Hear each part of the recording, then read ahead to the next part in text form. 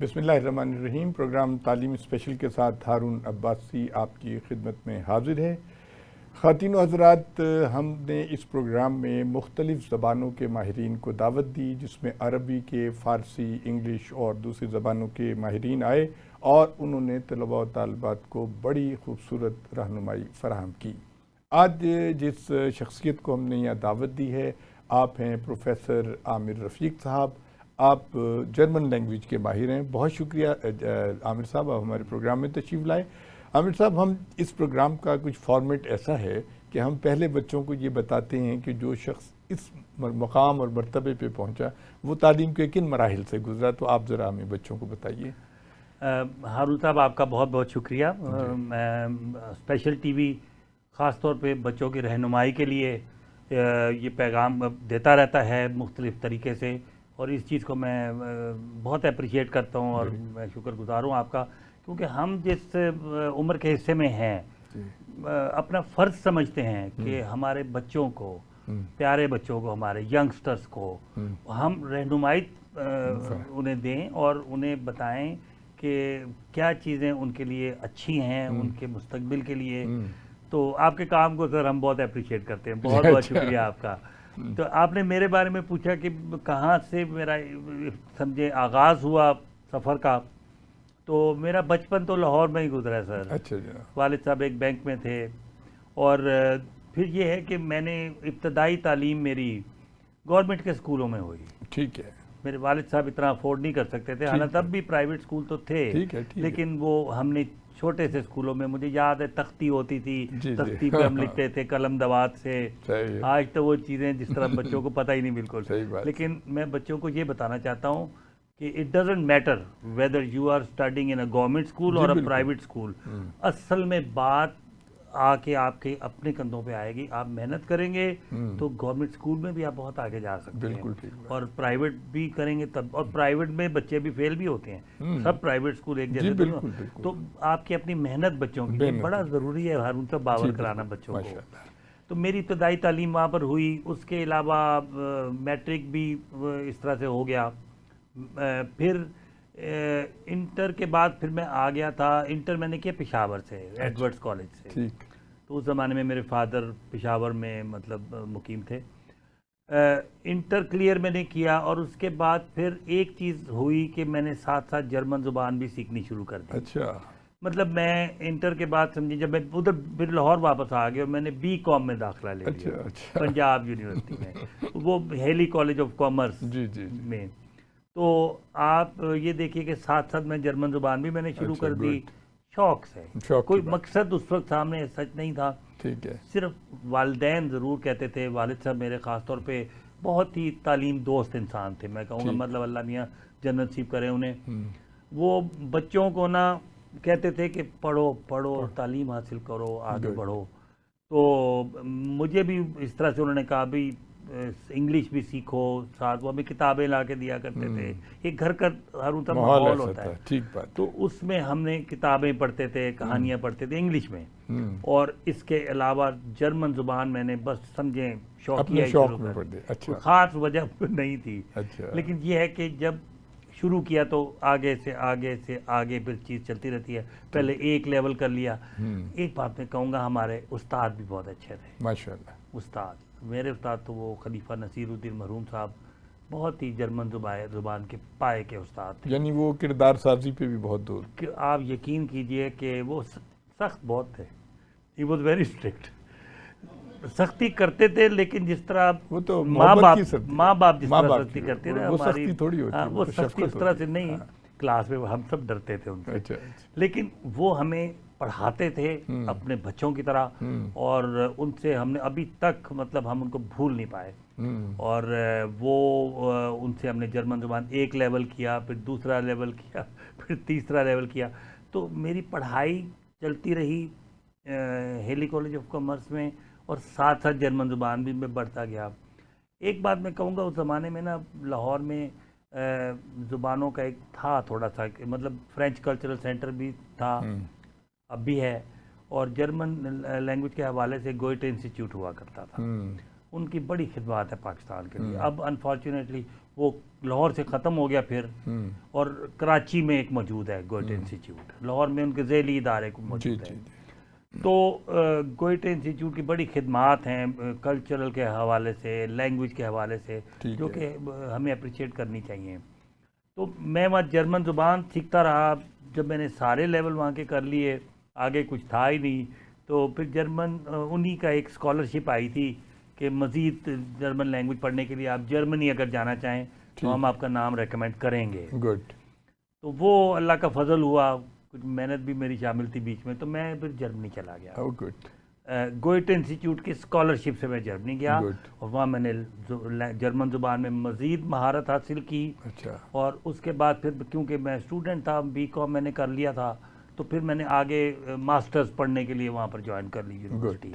तो इस तरीके से मैं, देखिए मेरे वालिदैन तो हारून साहब सच्ची बात है इतना अफोर्ड नहीं कर सकते थे मुझे बाहर भिजवाना। ठीक बात है। लेकिन आप बच्चों को ये बताने की ज़रूरत है कि आप अपने आप को कभी अंडर एस्टिमेट ना करें, हालात भी बदलते रहते हैं। आप सिरात मुस्तकीम की तरह ना, आप अपने पर्पज़ को, एम को सामने रख के आप चलते जाएं।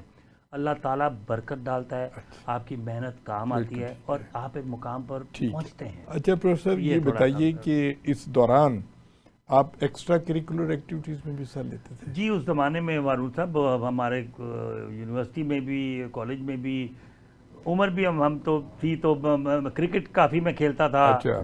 हॉकी भी खेलता था। क्रिकेट में एक दफ़ा उंगली भी टूट गई मेरी, बॉल लगा बड़ी जोर से आके। आप ये बताइए कि बच्चों को ये बताइए कि इसकी खेलों की और फिजिकल एक्टिविटीज़ की क्या फ़ायदे हैं? बिल्कुल बिल्कुल, बच्चों को ये बताना बहुत ज़रूरी है, क्योंकि फिजिकल एक्टिविटी के बारे में ये है कि वो आपको सिर्फ जिस्मानी की बात नहीं है, जहनी तौर पे भी आपको वो यानी कि तंदुरुस्ती फराहम करता है। यानी it is not only about movement, वो आपका जो वज़न कंट्रोल में रहता है, जो आपकी एनर्जी और वो सारा जो मेटाबॉलिज्म का निज़ाम अच्छा रहता है, वो तो है ही है। लेकिन मैं समझता हूँ खेलों में इन्वॉल्व होने से मतलब डिसिप्लिन पैदा होता है। देखिए टीम वर्क, वसीउल कल्बी, यानी आप हार भी जाएं तो हाँ, टीम वर्क आपस में मिल के करना है। एक आप समझ रहे हैं ना, एक दोस्ती और एक माहौल और एक जिस तरह सोशली आप इन्वॉल्व हो जाते हैं दूसरों के साथ, तो ये चीज़ें सारों का अपना अपना आपको पता है बहुत एक इम्पोर्टेंस है उसकी जिंदगी में। ठीक है। तो अच्छा प्रोफेसर साहब, आपने जर्मन लैंग्वेज में वहाँ से एमफिल भी वहीं से किया? जी, मैंने वहाँ मैं जब चला गया तो उसके बाद मैं पढ़ता रहा, और मैं एक यूनिवर्सिटी है, उसका नाम है यूनिवर्सिटी ऑफ आउग्सबुर्ग। वो म्यूनिख जो है ना जर्मनी का बड़ा शहर, उसके करीब ही है। अच्छा। तो आउग्सबुर्ग यूनिवर्सिटी बहुत पुरानी है। आउग्सबुर्ग का नाम वो रोमन एम्परर था ना, ऑगस्टस, उसके नाम से है। अच्छा। वहाँ रोमन्स भी वहाँ आए थे। ठीक है। तो बहुत पुरानी यूनिवर्सिटी है वैसे। तो उधर से मैंने एमफिल किया। अच्छा। और वो सब जर्मन जुबान में था। ठीक है। और उसके बाद फिर सच्ची बात है, मेरा जो एमफिल है ना वो इकोनॉमिक्स में है। अच्छा। लेकिन उस वक्त इंग्लिश जुबान में लैंग्वेज जर्मन थी। जर्मन थी। अच्छा। तो मैंने पढ़ा इकोनॉमिक्स हुआ है। अच्छा। लेकिन क्योंकि सब जर्मन में था तो मैं लामहला जर्मन जुबान का माहिर हो गया। अच्छा। तो वो फिर इत्तेफाक है कि मैं जब वापस आ गया पाकिस्तान तो इकोनॉमिक्स में तो मुझे कोई नई ओपनिंग मिली, लेकिन जर्मन जुबान में फिर मैं आगे से आगे चलता गया। अच्छा। प्रोफेसर साहब, आपने शुरू में जिक्र किया था कि आपको स्कॉलरशिप मिला। जी जी। तो अगर हमारे बच्चे जो जाना चाहते हैं तो उसका क्या प्रोसीजर होता है स्कॉलरशिप का, या किस तरह बंदा, बच्चे जो जाना चाहते हैं, बहुत बच्चों की ख्वाहिश है बाहर मुल्क जाने मैं उसमें एक आपको अर्ज करूँ, स्कॉलरशिप के मौके ना अनफॉर्चुनेटली बड़ा अफसोस की बात है कि वक्त के साथ थोड़े थोड़े से कम हो गए हैं। अच्छा। मैं सच्ची बात है, हम पहले ज़्यादा होते थे, अब थोड़े से कम। कंपटीशन भी ज़्यादा हो गया, कंपटीशन भी ज़्यादा हो गया। ठीक है। तो जो बच्चे क्रीम ऑफ द क्रीम, जो कि अपना जिनका CGPA 3.5 से ऊपर है, समझें, जिनके नंबर, जिनका बहुत अच्छा रिकॉर्ड है पढ़ाई का, वो बिल्कुल उनके लिए बहुत से मौके मौजूद हैं। अच्छा। मैं जर्मनी के हवाले से आपको ज़्यादा बताऊंगा, मैं उसी का एक्सपर्ट हूँ कि बाकी भी और मुल्कों में है, लेकिन जर्मनी में ये है कि बहुत सारी एक फाउंडेशंस हैं जो कि फॉरेन स्टूडेंट्स को स्कॉलरशिप देती है, फंडिंग देती हैं। अच्छा। उसमें जो सबसे वेल नोन है वो तो एक तो डाड है, DAAD। अच्छा। यानी उसको जर्मन में उसका मतलब है जर्मन एकेडमिक एक्सचेंज सर्विस। आप समझ लीजिए वो जर्मनी की HEC है। तो HEC जो है पाकिस्तानी बच्चों को, स्टूडेंट्स को PhD के लिए भी, लेकिन मास्टर्स के लिए भी, बैचलर के लिए नहीं। आप बैचलर आप पाकिस्तान में करें, DS ऑनर्स, उसके बाद आपके लिए काफ़ी पॉसिबिलिटीज़ हैं स्कॉलरशिप की। डार्ट की स्कॉलरशिप में अच्छी बात यह है कि वो आपको पाकिस्तान में ही बैठे स्कॉलरशिप मिल जाती है। अच्छा। और वहाँ यहाँ से ट्रैवल करने का खर्चा भी वो दे देते हैं। अच्छा। मतलब आपको कुछ भी नहीं चाहिए होता, और वहाँ पर जाके वजीफा भी आपका लग जाता है। अच्छा। एक बहुत ज़रूरी चीज़ हारून साहब मैं बच्चों को बताना चाहूँगा कि जर्मनी में तालीम के लिए, यूनिवर्सिटियों में तालीम के लिए कोई फ़ीस नहीं है। अच्छा।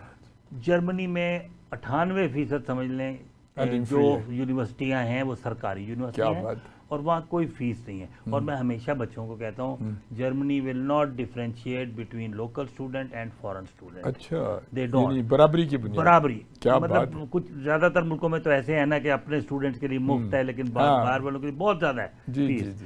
जर्मनी में ऐसा नहीं है। अच्छा। जर्मनी में वो बराबर रखते हैं अपने स्टूडेंट्स को भी और बाहर के स्टूडेंट्स को। इसीलिए जर्मनी में अब ज़्यादा से ज़्यादा लोग जाने का कर रहे हैं, क्योंकि जर्मनी में तालीम मुफ्त है। अच्छा प्रोफेसर, एक और बात बताइए, आपकी बात को मैं आगे बढ़ाना चाहता हूँ। हमारे स्टूडेंट्स बड़े परेशान हैं क्योंकि यहाँ पे जो कंसल्टेंट्स बैठे हुए हैं वो उनसे बहुत भारी मुआवजा ले लेते हैं। बाज़ दफ़ा माँ बाप को अपनी जायदाद भी बेचनी पड़ जाती है और वो कंसल्टेंट्स के हाथों एक्सप्लॉइट होते हैं, और वो कहते हैं जी अस्सी तो थोड़ा बड़ा अच्छा बनाया सी, ओ अब हम क्या करें जी, अगलों ने नहीं आपका कबूल किया। पहले उनको बहुत रोजी पिक्चर दिखाते हैं कि आप जाएंगे तो जनाब वो तो जर्मन चांसलर आपको लेने आ जाएगा, तो वो बाद में पता लगता है कि वो नहीं हुआ। जी आप बताइए। हारून साहब आप बिल्कुल दुरुस्त कह रहे हैं। ये हमारे बच्चों को ज़ाहिर अवेयरनेस नहीं होती, और फिर ये लोग एक बड़ी तस्वीर बनाते हैं उनके लिए। बच्चों को ये बताना ज़रूरी है कि आप एक तो ये जो एजेंट्स हैं ना सारे, ये प्राइवेट यूनिवर्सिटियों के साथ काम करते हैं। अच्छा। इंग्लैंड में, ऑस्ट्रेलिया में, सारी यूरोप प्राइवेट। अच्छा, प्राइवेट यूनिवर्सिटियों में ये एडमिशन कराते हैं, जिनकी ज़ाहिर है बहुत ज़्यादा फीसें होती हैं, बहुत महंगी होती हैं। किसी के $15,000 है, किसी के बहुत ज़्यादा। तो अच्छा, उसमें से इन एजेंट्स को कमीशन मिलती है क्योंकि वो प्राइवेट है। जर्मनी में ऐसा नहीं है। अच्छा। जर्मनी में इसलिए नहीं है कि जर्मनी में प्राइवेट यूनिवर्सिटियाँ तो ना होने के बराबर है, इक्का दुक्का है। बिल्कुल ठीक है। वो प्राइवेट यूनिवर्सिटियों की कोई फीस ही नहीं है, वो तो है, तो उस पर क्या कमीशन मिलनी है किसी को। ठीक है। तो आपको बहुत से एजेंट जो है ना वो जर्मनी से हटाएंगे। अच्छा। वो कहेंगे, या तो कहेंगे प्राइवेट यूनिवर्सिटी में चले जाओ, या इंग्लैंड चले जाओ, या ऑस्ट्रेलिया चले जाओ, तो ये कहेंगे आपको। आप उनकी बातों में बिल्कुल ना आए।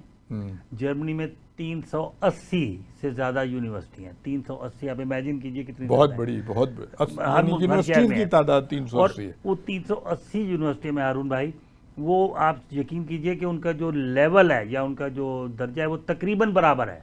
ये यानी इंटरनेशनल रैंकिंग पे भी उनकी। अच्छा, मैं आपको बताऊं, रैंकिंग का जर्मनी में ना यूनिवर्सिटियों की तालीम का मयार तकरीबन एक ही है। वाह। ये हो सकता है कि कोई बड़ी होगी यूनिवर्सिटी, कोई छोटी होगी, कोई छोटे शहर में है, कोई बड़े शहर में है। अच्छा, रैंकिंग क्योंकि सारी top of the line universities हैं, बड़ी मॉडर्न, सिर्फ रैंकिंग जो वहाँ होती है ना वो होती है जर्मनी में। कोई first class, second class, third class university नहीं होती वहाँ, सिर्फ एक ही तरह की यूनिवर्सिटी है।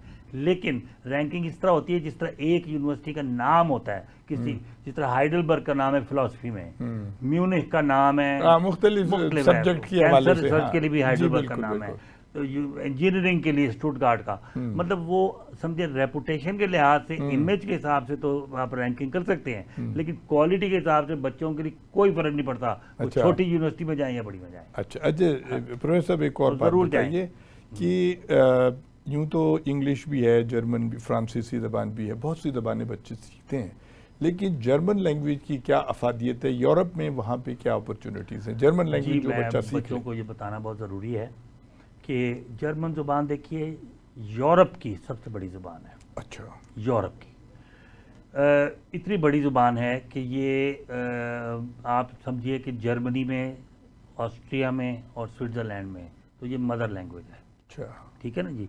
लेकिन एज अ सेकेंड लैंग्वेज आप इमेजिन कीजिए कि इटली के अंदर एक पूरा प्रोविंस है जहाँ जर्मन बोली जाती है। अच्छा। साउथ ऑफ फ्रांस में भी जर्मन बोली जाती है। ठीक है जी।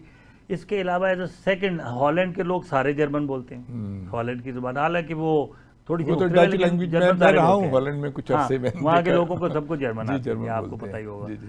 स्वीडन हो गया, डेनमार्क हो गया, अगर आपको उनकी लोकल जुबान नहीं आती, आप जर्मन में बात करें, चांसेस आर वेरी हाई वो अच्छा स्कैंडिनेविया में सारे स्कैंडिनेविया, डेनमार्क खास तौर पर, स्वीडन में। इधर ईस्ट पे आ जाएं तो चेक रिपब्लिक में जर्मन काफ़ी as a second language. Even Russian states में आप पीछे चले जाएं तो पोलैंड वगैरह में भी आपको जर्मन काफ़ी, बाय फार जर्मन लैंग्वेज सबसे बड़ी ज़ुबान है जी यूरोप की। फ्रेंच याद रखिए दुनिया में बहुत बड़ी है, लेकिन यूरोप में फ्रेंच एक छोटी लैंग्वेज है। अच्छा। सिर्फ फ्रांस में बोली जाती है और छोटे मोटे पॉकेट्स कह लें आप इधर उधर उसमें बोली जाती है। और जो उनकी कॉलोनीज अफ्रीकन कंट्रीज रही वहाँ उधर है, अफ्रीका की तरफ है, कनाडा में है, क्यूबेक में है, वहाँ भी है। लेकिन यूरोप में याद रखिए फ्रेंच छोटी लैंग्वेज है, जर्मन सबसे बड़ी लैंग्वेज है। ये इंपॉर्टेंट है सर। अच्छा प्रोफेसर साहब, आप बात कर रहे थे ऑस्ट्रिया की। जी जी। ऑस्ट्रिया की गवर्नमेंट जो है वो यहाँ पे कोई एक कल्चरल सेंटर बनाना चाह रही है। जी आपने उस पर जरा बताइएगा। जी मैं आपको जरूर बताऊंगा। उसमें क्या हमारे बच्चों की भी कोई खपत हो सकेगी या कुछ उनकी कोई ट्रेनिंग वगैरह में या उसमें थोड़ा सा मुख्तलिफ है। अच्छा देखिए ऑस्ट्रिया जो है ना वो जर्मनी के साथ ही एक नेबरिंग मुल्क है, छोटा। एक जमाने में बहुत बड़ा होता था, ऑस्ट्रो हंगेरियन एम्पायर होती थी, वो बात ठीक है ना जी। फर्स्ट वर्ल्ड वॉर भी ऑस्ट्रिया से शुरू हुई थी। अच्छा उसमें इस तरह है कि ऑस्ट्रिया की हुकूमत के साथ मिल के यहाँ पर एक सोसाइटी बनी है। अच्छा। पाकिस्तानियों की सोसाइटी है, उसमें दोस्त हैं ऑस्ट्रिया से, जो फॉरेनर भी हैं, ऑस्ट्रिया के लोग भी हैं। उस सोसाइटी का नाम है पाकिस्तान ऑस्ट्रिया फ्रेंडशिप सोसाइटी। अच्छा। और उसका यहाँ पर जो एक इदारा कल्चरल सेंटर जो लाहौर में बन रहा है, जो कि अब पाया तकमील पे समझे पहुंच चुका है, उसका नाम रखा गया है मोजार्ट हाउस। मोजार्ट, इसका क्या मतलब? MOZART। ये बच्चों को नहीं पता होगा। अच्छा मोजार्ट जो है ना, बच्चों को बताना चाहिए कि जिस तरह हमारे लिए अल्लामा इकबाल की बड़ी एक कद्र मंजिलत है, अंग्रेजों के लिए शेक्सपियर था, इस तरह ऑस्ट्रिया के लोग ना मोजार्ट को बहुत ऊंचा मुकाम देते हैं। मोजार्ट जो है ना सर, ये उनका बहुत बड़ा एक ये धुनें बनाता था, ये म्यूजिशियन था। 1750 के लगभग ये पैदा हुआ था। लेकिन बड़ी जवानी में, ये 35 साल की उम्र में फौत हो गया था। अच्छा। आप ये सोचिए कि 4 साल की उम्र में ये बच्चा जो था ना, 4 साल क्या होता है, 4 साल की उम्र में ये बच्चा पियानो बजाता था अपने बाप से सीख के। इसका मतलब है बाय बर्थ उसमें ये अल्लाह ताला ने, उसका बाप भी था ना फैमिली, बड़ी बात है। और 11 साल की उम्र में ये मोजार्ट साहब जो थे, ये बादशाहों के सामने पूरा एक कंसर्ट पेश करते थे, यानी कि, और उसकी धुनें बॉलीवुड में गानों में काफ़ी इस्तेमाल होती हैं। अच्छा, तो ये इंस्टीट्यूट उनके नाम पे बन रहा है? उनके नाम पे हमने, आप यूँ समझिए कि उनको ट्रिब्यूट पेश करने के लिए हमने उसका नाम रखा है Mozart house Austrian cultural centre. ठीक है जी। ख़वातीन हज़रात, आप प्रोफेसर आमिर रफ़ीक साहब की गुफ्तगू सुन रहे हैं, बहुत दिलचस्प और इन्फॉर्मेटिव बातें कर रहे हैं। एक वक्फे के बाद दोबारा हाजिर होते हैं। जी ख़वातीन हज़रात, आप प्रोफेसर आमिर रफ़ीक साहब की गुफ्तगू सुन रहे हैं। आमिर साहब, ये फरमाइए कि इस वक्त आप यहाँ लाहौर में मुकीम हैं, आप किन किन इदारों में जर्मन लैंग्वेज सिखा रहे हैं? जर्मन लैंग्वेज जी, मेरी अपॉइंटमेंट जो है वो तो पंजाब यूनिवर्सिटी में है। वहाँ से मैं कुछ अर्से पहले रिटायर हुआ हूँ, लेकिन कॉन्ट्रैक्ट पे वहाँ पढ़ाता रहता हूँ। अच्छा। और institute of language and linguistics में मेरी अपॉइंटमेंट थी। इसके अलावा मैं किनेट कॉलेज फॉर वीमेन में 25 साल से 25 साल से मैं वहाँ जर्मन पढ़ा रहा हूँ। और इसके अलावा लम्स में मैंने काफ़ी पढ़ाया है। अच्छा। तो अब जरा वक्त की डिवीज़न के हिसाब से ज़रा मसला होता है मुझे ज़्यादा, तो लेकिन गवर्नमेंट कॉलेज में मैंने काफ़ी पढ़ाया है, और लाहौर कॉलेज फॉर वीमेन में 11 साल मैंने जर्मन पढ़ाई है। इस तरह बहुत सारे हैं, मैं आपको क्या बताऊं। तो अल्लाह का लाख लाख शुक्र है कि सब जगह अच्छे इदारे और उनकी मैनेजमेंट भी समझती है कि कोई बच्चों को अंग्रेज़ी ज़ुबान के अलावा भी कोई आनी चाहिए। अच्छा, ये फरमाइए, ये जो आप कोर्सेज कराते हैं इसकी ड्यूरेशन क्या होती है, कितने अरसे का होता है ये कोर्स, या बाकायदा मास्टर डिग्री या ग्रेजुएशन क्या होता है इसमें? हाँ सब ये मुख्तलिफ है। अच्छा। ज़्यादातर जो यूनिवर्सिटीज़ हैं, किनेट कॉलेज हो गया, पंजाब यूनिवर्सिटी में तो ये 1 साल का डिप्लोमा कोर्स है। 1 ईयर डिप्लोमा बड़ा अच्छा है, वेरी गुड। उसमें आप अच्छा खासा A2 लेवल तक पूरा करते हैं। लेकिन जो बाकी यूनिवर्सिटी के जो कोर्सेज हैं वो इंटीग्रेटेड है, लाइक जनरल कोर्स कह लें, इलेक्टिव कोर्स कह लें, वो उनके सेमेस्टर्स के हिसाब से है, यानी कि वो उनकी पढ़ाई के अंदर एक इंटीग्रेटेड होता है। ओके यानी टोटल जो बात वो सेमेस्टर पहले सेमेस्टर में आप लेवल 1 कर लेते हैं, ऑप्शनल। ओके, आप एक करेंगे तो आपको लेवल 1 का सर्टिफिकेट मिल जाएगा। अच्छा। अगर आप लेवल 1 कर चुके हैं, हाँ, तो अगले सेमेस्टर में आप लेवल 2 कर सकते हैं। ओके। उससे अगले में लेवल 3 कर सकते हैं। तो इस तरह आप वो बढ़ते जाते हैं। तो सेपरेट अगर करें, जिस तरह मेरा एक लैंग्वेज स्कूल भी है, अच्छा, उसमें वो 3 महीने का होता है। जी, इसका जो सिलेबस है, क्या क्या चीज़ें पढ़ाई जाती हैं उसमें? पोएट्री है, प्रोज है, क्या पढ़ाया जाता है? देखिए हारून भाई, जब हमने जर्मन सीखी थी ना, वो ज़रा पुराना ज़माना था, उस वक्त के पढ़ाने के तरीके भी मुख्तलिफ थे। अब उसमें बहुत बेहतरी आ चुकी है। हमारे आज के बच्चों के लिए बहुत आसानी है। यानी आजकल की जो लैंग्वेज टीचिंग है वो टोटली मल्टीमीडिया बेस्ड है, जिसके अंदर रीडिंग, राइटिंग, लिसनिंग, स्पीकिंग, अच्छा, पहले दिन से। Very good. वो मतलब उसका कॉन्सेप्ट ही यही है। यानी आप छोटे छोटे जुमले सिखाते हैं? हाँ, शुरू में छोटे छोटे होते हैं, जरा जरा उसको बिल्डअप करते जाते हैं। हमारे ज़माने में ज़रा मुख्तलिफ था। वहाँ टेबल होते थे, बड़े बड़े टेबल होते थे। हम ग्रामर को ज़्यादा, ग्रामर आजकल भी है, लेकिन वो ग्रामर को उस तरह से नहीं सिखाते। वो बेसिकली प्रैक्टिकल लैंग्वेज सिखाते हैं, जो कि बच्चों के लिए बहुत अच्छी बात है। अच्छा, और आसान है, बच्चों को बताना ज़रूरी है। जर्मन बिल्कुल आसान ज़ुबान है, डरे नहीं, घबराए नहीं। अच्छा, बच्चों के लिए बस 2-3 महीने में आपको ना अच्छी खासी आ जाए। और दूसरे ये कि आप बता रहे हैं कि यूरोप की बहुत से कंट्रीज में बच्चों का बड़ा फ्यूचर है जिन्हें जर्मन लैंग्वेज आती है, ये यानी कि एक एक्स्ट्रा क्वालिफिकेशन है जी, बहुत बड़ी। अच्छा जी। अच्छा जी, आप जॉब्स के हवाले से भी, अच्छा, जॉब्स के हवाले से भी और पढ़ाई के हवाले से भी, माशाल्लाह, दोनों हवालों से इम्पोर्टेंट। अच्छा, और अच्छा, इसके अलावा आपकी बड़ी एक्टिविटीज़ हैं, आप काफ़ी मल्टी नेशनल, क्या कहना चाहिए आपको, डायमेंशनल।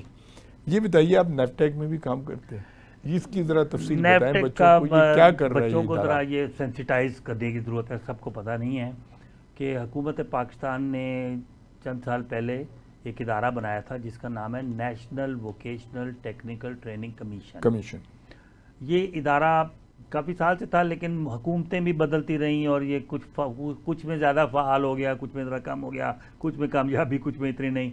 लेकिन इसका मकसद बहुत नोबल है कि पाकिस्तान के बच्चों को जो कि स्किल लेने के लिए उनके बाद, यानी उनके मौके नहीं है, उनके वालिदैन अफोर्ड नहीं कर सकते कुछ ट्रेनिंग के कोर्सेज कराने। तो हुकूमत पाकिस्तान ऐसे बच्चों को ना ये मौका फराहम करती है कि बच्चे उस कोर्स में जो कि नेफटेक के ज़रिए होता है उसमें दाखिला ले लें। अच्छा, उनकी पढ़ाई के तमाम अखराजात हुकूमत पाकिस्तान देती है और बच्चों के लिए कोई खर्चा नहीं होता। अच्छा। और जो पढ़ाने के अखराजात हैं वो हुकूमत पाकिस्तान फिर ट्रेनिंग पार्टनर कहते हैं उन्हें। अच्छा, ट्रेनिंग पार्टनर को दे देती है। ओके। और इसमें स्किल्स जो है ना हर किस्म की हैं। मसलन आप कौन कौन वेल्डर भी है और हेल्थ से रिलेटेड केयरर और इस तरह की चीज़ें भी हैं। ये जो मोटरसाइकिलें, गाड़ी ठीक रिपेयर करना वगैरह, ये इलेक्ट्रीशियन हो गया, इलेक्ट्रॉनिक हो गया। लेकिन आईटी की, वेबसाइट डिज़ाइनिंग, इस किस्म की सारी आईटी की, फिर खवातीन के लिए बहुत सारी हैं। अच्छा। इवन ब्यूटिशियन और ये। अच्छा, इसमें देखें आप बच्चों के लिए, अब एक ब्यूटिशियन का कोर्स देखें, आपको प्राइवेट इदारे बड़ा महंगा, बहुत महंगा पड़ता है। अगर आपको मुफ्त में मिल जाए बड़ी बात, तो क्या है, बच्चियाँ हमारी अगर ट्रेन हो जाए, कल को अपना पार्लर खोल लेंगी या काम करेंगी, इनकम हो जाएगी उनकी। इसी तरह नेफटेक के अंदर ना जुबानें भी पढ़ाई जाती हैं। अच्छा, मैं आपको बताता हूँ, इस वक्त है जी जर्मन जुबान है, जापानी है, अच्छा, चाइनीज़ है, वाह, मकसद, और इसमें अरबी है, ठीक है ना जी। तो मकसद इसका इंग्लिश भी है। मकसद ये है कि ये ज़ुबानें अगर बच्चे इसमें पढ़ेंगे ना तो कल को उनके लिए बाहर जाने के मौके बनते हैं और मुफ्त। अब ये साल में 2 दफ़ा शायद इसकी इनटेक होती है। अच्छा। और बच्चे ज़रा नज़र रखें या उनकी वेबसाइट पे जाके देखें, नेफटेक, NAVTTC, अच्छा, नेफटेक, उसकी वेबसाइट पे जाएं, देखें कौन कौन से कोर्सेज हैं, कब कब इनटेक है, उसमें अपना नाम लिखवाएं और कोर्स करें। अच्छा, ये फरमाइए कि प्रोफेसर साहब कि हमारे यहाँ बहुत सा मसला होता है फंडिंग का, जी, कि हमारे इदारों को फंडिंग प्रॉपर नहीं मिलती और वो इतनी अच्छा परफॉर्म नहीं करते। इनके पास बजट वगैरह है कुछ? जी, नेफ्टेक के जो एग्जीक्यूटिव डायरेक्टर हैं उनसे मेरी बात हुई थी। उन्होंने बताया कि पहले इनका बजट कम था। कितना था? उनका 14 अरब के करीब मुझे बताया गया था। देखिए मैं को वो अप्रॉक्सीमेटली है, ऐसी जो मुझे और लेकिन उन्होंने ये ज़रूर कहा कि अब हुकूमत पाकिस्तान ने उनको, इस हुकूमत ने उनको 40 अरब का बजट प्रोवाइड किया है। 40 अरब बहुत होता है सर, बहुत बड़ी। अगर आपने पाकिस्तान के बच्चों को पढ़ाना है लाखों की तादाद में, तो 40 अरब बहुत है। और उसमें ये पैसे वो देते हैं ट्रेनिंग पार्टनर्स को, ठीक है, यानी इदारों को। इसमें कोई वर्कशॉप भी होंगी, कोई होंडा वाले होंगे, कोई टोयोटा वाले होंगे जो बच्चों को वो सिखाएंगे, कोई वेल्डिंग के लिए कोई इंडस्ट्री होगी, लेकिन लैंग्वेज स्कूल है हमारे जैसे। और पैसे हमें गवर्नमेंट देगी और बच्चों को मुफ्त पढ़ाएंगे बच्चों को। तो हुकूमत पाकिस्तान तो अपना, एक बात मैं कहूँगा कि हुकूमत ने तो अपना काम कर दिया, ठीक है, मगर नीचे अब वो बच्चों तक पहुंचने में बहुत चैलेंजेस हैं। ठीक, आप समझते हैं, बीच में बहुत मराहिल हैं और उसमें गड़बड़ भी होने का अंदेशा होता है सारा। तो लेकिन इसमें अब बच्चों की एक इंटरेस्ट, उनका हर अटेंडेंस उनकी सही होनी चाहिए और उनको अपना ईमानदारी से पढ़ना चाहिए। इदारों को ईमानदारी से जिस चीज़ को उनको पैसे दिए जा रहे हैं उनको वो इंफॉर्मेशन मतलब बच्चों तक पहुंचानी चाहिए, वो जो स्केल है। अच्छा प्रोफेसर, एक मसला ये है कि हमारे मुल्क में जो तकरीबन 40% लोग पॉवर्टी लेवल से नीचे हैं, तो बाज़ हमारे दोस्त हैं जो प्राइवेट इदारे चला रहे हैं तालीम के हवाले से, वेलफेयर के इदारे, वो ये कहते हैं कि जब हम किसी गांव में जाते हैं और हम पेरेंट्स से कहते हैं कि जी अपना बच्चा हमें दें तालीम के लिए, तो वो कहते हैं नहीं जी ये तो शाम को दिहाड़ी में 200 रुपये कमा के ले आता है और हमारा तो घर इस पे चल रहा है। तो वो उसमें फिर ये होता है कि जो आपके एनरोलमेंट है वो कम होती है। इसमें क्या इंसेंटिव है, इसमें कैसे है? देखें हारून भाई, ये पाकिस्तान के लिए यही चीज़ें तो पाकिस्तान के लिए एक चैलेंज है। दुनिया के ज़्यादातर मुल्क में मैं कहूँगा तरक्की याफ्ता जितने भी मुल्क हैं वहाँ पर तालीम बच्चों की कंपलसरी है। बल्कि जर्मनी में तो आपको मैं बताऊं ऐसे है कि अगर बच्चे को स्कूल नहीं आप भेजते तो पुलिस आ जाती घर में और पुलिस आके माँ बाप को गिरफ्तार कर लेती है और वो कहती है बच्चे की आप फ्यूचर तबाह कर रहे हैं, बच्चे को स्कूल नहीं भेज रहे। अब पाकिस्तान में क्योंकि गुर्बत का भी मसला है, तो मैं समझता हूँ हमारी हुकूमत इस पर काम कर रही है, मगर एक वक्त लगेगा ना, इसमें एकदम से बटन दबाने से तो नहीं होगा। स्कूल खोलें, तालीम आम करें, लोगों को तालीम की अहमियत का बताएं, बच्चों को तालीम की अहमियत का बताएं, तो ये चीज़ें इम्प्रूव करेंगी आहिस्ता आहिस्ता। प्रोफेसर साहब, एक और बड़ा मसला पैदा हुआ है, जब से हमारे यहाँ तालीम प्राइवेट सेक्टर में गई है तो तालीम बहुत महंगी हो गई है और जो हमारे प्राइवेट स्कूल हैं उसके असातिज़ा की वो ट्रेनिंग नहीं है। मतलब हमारे अक्सर अगर आप किसी गवर्नमेंट स्कूल में जाएं तो उन्हें ओ लेवल्स ए लेवल्स की कोई ट्रेनिंग नहीं है। ठीक है, तो आप क्या समझते हैं कि गवर्नमेंट को इस तरफ तवज्जो देनी चाहिए कि वो जो हमारे सरकारी स्कूल हैं, देखिए उनकी इमारतें भी बड़ी बड़ी हैं, उनके पास ग्राउंड्स भी हैं, खेलने को है, पूरा इंफ्रास्ट्रक्चर है, बस उसमें सिर्फ तरबियत की जरूरत है। इस सिलसिले में आप क्या फरमाते हैं? आप बिल्कुल दुरुस्त फरमा रहे हैं सर। ये चीज़ें हमारी सबकी कॉमन सोसाइटी के तौर पे मसाइल हैं। इसमें सिर्फ ये है कि जो गवर्नमेंट स्कूल है ना, उनकी तादाद एक तो इतनी ज़्यादा बढ़ा दें कि सब लोगों के करीब हो। एक तो ये ज़रूरी है कि बेइंतहा तादाद, ज़ाहिर उसमें लिमिटेशन है, टीचर इतने कहाँ से लाएँ और एम्प्लॉयमेंट का, लेकिन ज़रूरी है कि वो किया जाए। और इसके अलावा ओ लेवल और ए लेवल वगैरह तो साइड पे कर दीजिए, पाकिस्तानी बच्चों को मैट्रिक अच्छा करवा दें, इंटर अच्छा करा दें और कोई स्किल दिलवा। कोई ज़रूरी नहीं है कि आपने ओ लेवल ही, हुनर पे जोर दें। अच्छा, कुछ बच्चे आपको बताऊं वो ज़्यादा उनमें वो शौक भी नहीं होता पढ़ाई का, उनको स्किल पे ज़रूर है, स्किल पे जोर है। वो कोई वेल्डर बन जाएगा, कोई टेलर बन जाएगा और वो उनको भले मुफ्त में सिखाएं ताकि वो कल को कमाई, बहुत अच्छी कमाई होती है उसमें, बहुत बड़ी कमाई है। अच्छा, ये फरमाएं कि शायद टीचरों से ज़्यादा ही हो जाती है। ये फरमाएं कि ये जो आप नेफ्टेक के इदारे हैं तो ये ऑल ओवर द पाकिस्तान? जी, नेफ्टेक जो है ना ये एक फेडरल गवर्नमेंट का, अच्छा, फेडरल गवर्नमेंट का इदारा है। ठीक है, सारे प्रोविंसेस में। अच्छा, पेशावर, बलोचिस्तान, सिंध, पंजाब, सब जगह है। इसमें सैकड़ों 660 इदारे इससे मुंसलिक हैं, if I am not wrong, 660 हैं। और ये इदारे 660 जो हैं उनको गवर्नमेंट फंडिंग करती है और वो बच्चों को पढ़ाते हैं। तो बड़ा ही अच्छा प्रोग्राम है। इसमें जो एक लैंग्वेजेस से मुतालिक जो एक समझिए कमेटी है, सब कमेटी है जो कि लैंग्वेजेस की तरवीज के बारे में करती है, तो मैं उसका चेयरमैन हूँ जी। माशाल्लाह। तो हम उसमें जापानी, अरबी, अब रशियन भी आ गई है। अच्छा। हुकूमत बेलारूस ने पाकिस्तान के साथ एक माहिदा किया है। अच्छा। If I am not wrong, कोई 1.5 लाख लोगों का, स्किल्ड वर्कर का उन्होंने कहा है अच्छा। कि हमें प्रोवाइड करें। अच्छा। तो हुकूमत पाकिस्तान ने उनसे ये MOU साइन किया है और इस वजह से अब नेफ्टेक के प्रोग्राम में रूसी ज़ुबान भी आ गई है। अच्छा। क्योंकि बेलारूस में रूसी ज़ुबान बोलते हैं। अच्छा, ये जो बच्चे आपके आते हैं उनकी बुनियादी तालीम क्या होनी चाहिए, या ना भी हो जब भी ठीक है? नहीं, कम से कम मैट्रिक तो चाहिए, वरना वो कर नहीं पाएंगे। अच्छा। मैट्रिक कम से कम होनी चाहिए। अच्छा। मुनासिब सी में, ठीक है ना। अच्छा। तो वो हो तो वो बच्चे पर प्रोग्राम में आ जाते हैं। अच्छा, पहले कुछ में इंटर होनी चाहिए, कुछ स्किल पे डिपेंड करता है ना। जितने IT कुछ पढ़नी है तो वो फिर ज़रा। प्रोफेसर साहब, पहले हायर एजुकेशन कमीशन जो था डॉक्टर अताउर रहमान साहब के ज़माने में, तो उन्होंने बहुत बच्चों को स्कॉलरशिप पे लाखों को बाहर भेजा। लेकिन एक प्रॉब्लम ये आई कि जो बच्चे बाहर गए, 5 साल का वायदा करके गए थे कि हम आएंगे 5 साल सर्व करेंगे, वो वहाँ से गायब हो गए। तो उससे वो क्रेडिबिलिटी को बड़ा नुकसान पहुंचा। अब आपका क्या ख्याल है, हायर एजुकेशन को और करना चाहिए, स्ट्रेंथन गवर्नमेंट को? जरा देखें, वो जो बच्चे चले गए ना, उन्होंने भी खैर पाकिस्तान को इनडायरेक्टली कुछ मदद ही की, क्योंकि वहाँ उनको नौकरियाँ मिल गई और वो पाकिस्तान को भी भेजते भी होंगे। लेकिन बात तो गलत है। गलत बात तो गलत। अगर आपने पाकिस्तान HEC ने आपको फंडिंग की है, आपका फ़र्ज़ है कि आप वापस आएँ पढ़ाई मुकम्मल करके। और आप यकीन कीजिए, अगर आप बाहर के पढ़े हुए हैं, अच्छा आपका सारा है, तो आएंगे तो पाकिस्तान में भी आपको मौके मिलेंगे, बड़े मौके। तो आप ये ना समझें कि आप, मतलब आप एक तो आप ये कि वादा जो आपने किया है वो कायम रहेगा, और दूसरा ये कि आपकी सही तरह मुलाजमत भी मिल जाएगी।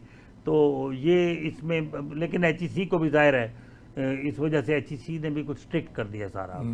वो भी ज़्यादा आप देखते हैं किसको देना है किसको नहीं देना। ठीक है। अच्छा प्रोफेसर साहब, आपका रोज़ का ताल्लुक जो है बच्चों से रहा, बरस हो गए नौजवानों के साथ ही आपकी साथी ज़िंदगी से। आजकल बच्चों में कुछ नफ्सियाती प्रॉब्लम्स पड़े हैं, बच्चे बहुत फ्रस्ट्रेशन का शिकार हैं। अब देखिए, इस साल 10 लाख बच्चे जो है मुल्क छोड़ के चले गए, क्योंकि ये जो ब्रेन ड्रेन हो रहा है यहाँ पे, यानी कि आप कहें कि जॉब अपॉर्चुनिटीज़ नहीं है या अनसर्टेनिटी है, क्या बच्चों का प्रॉब्लम है? ये सब विशेष साइकिल का एक हिस्सा होता है हारून भाई। विशेष साइकिल इस तरह होती है कि वो छोड़ के इसलिए जा रहे हैं कि इकोनॉमिक अपॉर्चुनिटीज़ नहीं है, और जब चले जाएंगे तो इकोनॉमिक अपॉर्चुनिटीज़ बनाने में प्रॉब्लम होगी। आप समझे ना, इकोनॉमी को बेहतर करने में बच्चे नहीं होंगे तो ये एक विशेष साइकिल सी है। लेकिन मैं समझता हूँ कि आहिस्ता आहिस्ता बेहतरी आ रही है। पाकिस्तान में इंडस्ट्री भी बढ़ रही है। इकोनॉमी पहले बहुत ख़राब हो गई थी रिसेंटली, मतलब हम दहाने पर थे, आपको पता है, उसके डिफ़ॉल्ट के। लेकिन अब बेहतर है, अल्लाह का लाख लाख शुक्र है। अच्छा। बहुत मसाइल हैं। बच्चों को ना उम्मीद रखनी चाहिए, चीज़ों को पॉजिटिव देखें, हर चीज़ को नेगेटिव ना देखें। खुदा के लिए एक उम्मीद रखें और मेहनत करें।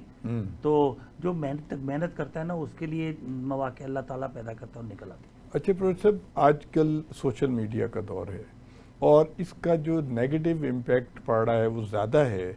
हमारे बच्चों के रुझान जो हैं वो उसमें से जो फ़ायदे की चीज़ें हैं वो कम देख रहे हैं। तो इसमें कौन जिम्मेदार है, पेरेंट्स हैं या उस्ताद हैं, कौन है इसका जिम्मेदार?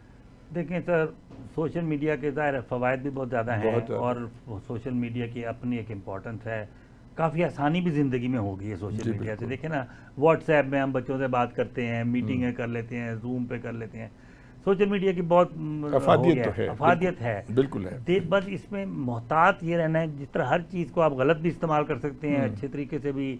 बच्चों को बताना ज़रूरी है कि गलत उस पर ना आए। और ख़ास तौर पे जो ख़बरें होती हैं, फेक न्यूज़ का तो जिस तरह भरमार है, अगर मैंने व्यूज़ लेने हैं ना तो मैं कोई झूठा चला दूंगा। मैं आपको कहूँगा जर्मनी में फ्री एजुकेशन तो है ही है, साथ में आपको 1000 यूरो वजीफा भी मिलेगा, बस इधर आ जाए। अच्छा, हर कोई देखेगा वो कि 1000 यूरो मिल रहे हैं, इसको तो ज़रूर देखो।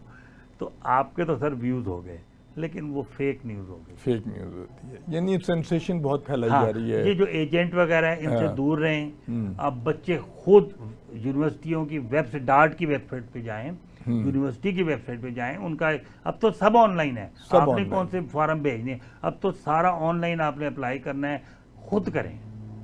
यानी जैसे कि आप शुरू में फरमा रहे थे, ये कंसल्टेंट वगैरह या ये जो बीच में लोग हैं, इनसे जरा जान छोड़ाएं, ना करें, क्योंकि जब सब कुछ डायरेक्ट हो सकता है। देखिए वो सिर्फ पैसे कमाने के लोगों के बहाने हैं, वो आपको वो किसी से ज़्यादा ले लेते, किसी से कम, और पता नहीं होता बच्चों को, उनके माँ बाप के लिए मसला।